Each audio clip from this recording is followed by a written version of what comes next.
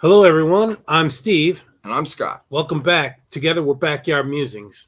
We are Backyard Musings. We are in the People's Republic of California, and we are talking science and technology. Yes, sir. Definitely. Yes.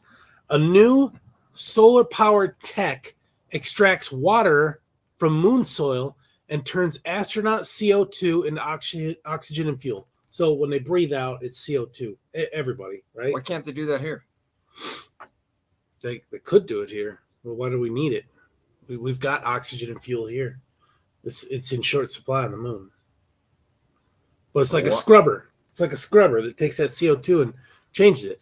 Scientists have created a new technology that could significantly improve the chances of long-term human survival on the moon, detailed in a study published July 16th in the journal Joule, Joule. It's a measure of energy, I think. The research team successfully extracted water from lunar soil and used it to transform carbon dioxide into breathable oxygen and chemical components for fuel.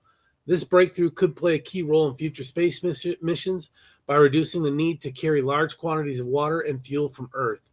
You just have to have large quantities of astronauts to breathe, right? Would you like to know more?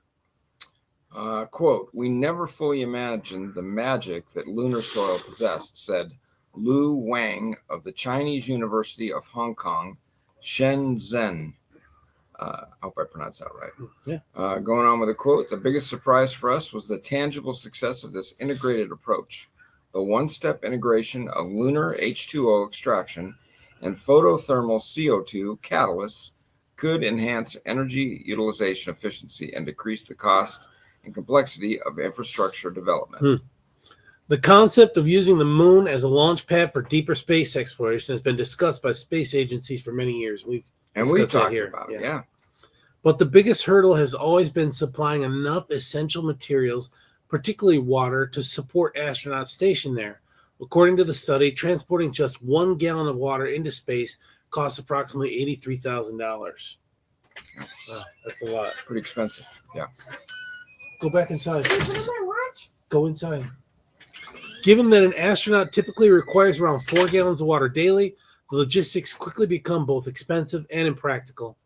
Soil samples analyzed from the Chang E5 mission provide evidence of water on the lunar surface, which the authors suggest could allow human explorers to harness the moon's natural resources to meet their needs while avoiding the costs and logistical challenges of transporting those resources.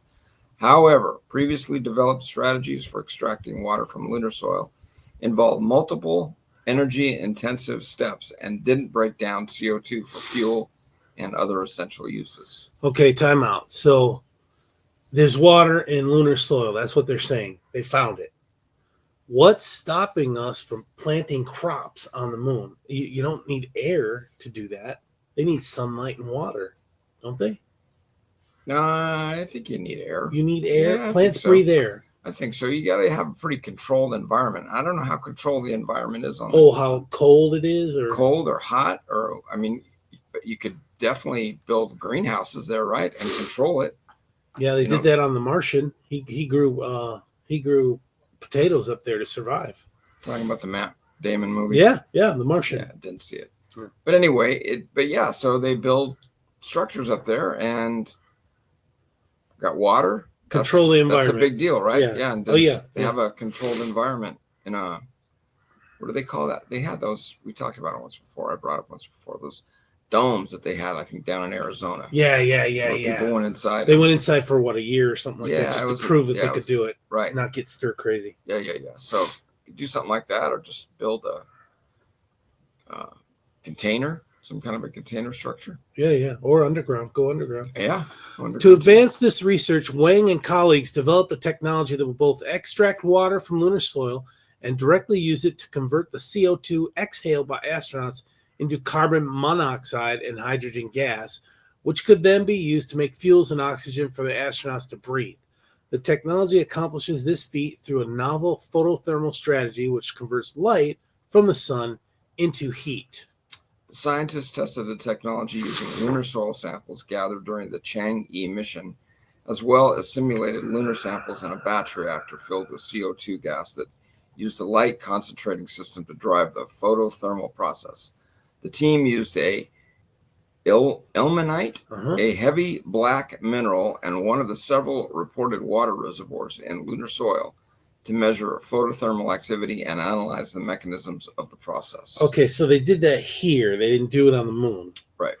Okay, so doing it here is a lot different than in the vacuum of space on the moon. Yeah, it's kind of like what they claimed the Apollo missions were, right? They were all done in a warehouse in, I don't know, Van Nuys or Inglewood or someplace. I don't know, but and I know that's bogus, but so yeah, they did it here. I mean, just to test it, the theory. Now they got to test it up there. Yeah, somebody's gonna have to go up and give it a try. But that's kind of how they did with all the moon stuff, right? Yeah. We sent up chimps, then we sent up man to orbit, and then we tested equipment here, like the rovers and stuff. Yeah. So and then we went for. We got areas on the Earth that resemble Mars. I mean, if you've ever been to Hawaii, to Maui, that's like a Mars wasteland up on top of Haleakala. Yeah, and the moon. I mean, the moon is just kind of like desert, right, without any kind of vegetation. So, yeah, we got plenty of that right here. Yeah.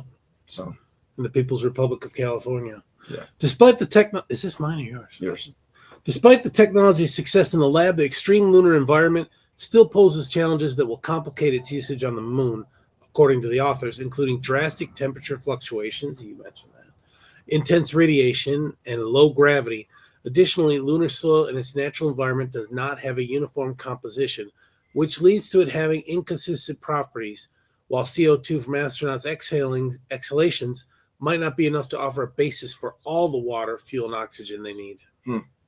Technological limitations also continue to present a barrier, with current catalytic performance still insufficient to fully support human life in environments beyond Earth, said Wang. Overcoming these technical hurdles and significant associated costs in development, deployment, and operation will be crucial to realizing sustainable lunar water utilization and space exploration, the authors write. So they said catalytic converter, right? So they take that up, they're going to have thieves stealing it.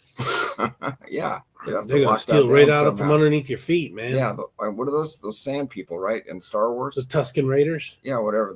Those little guys that were... Oh, no, those are the Jawas. Yeah, the Jawas. That had that big old... Yeah, they stole everything. Yep. It wasn't strapped down. If it was strapped down, they unstrapped it. Yeah, but catalytic converter, yeah. All right, folks. Thanks, everyone. We'll catch you in the afternoon. Take care.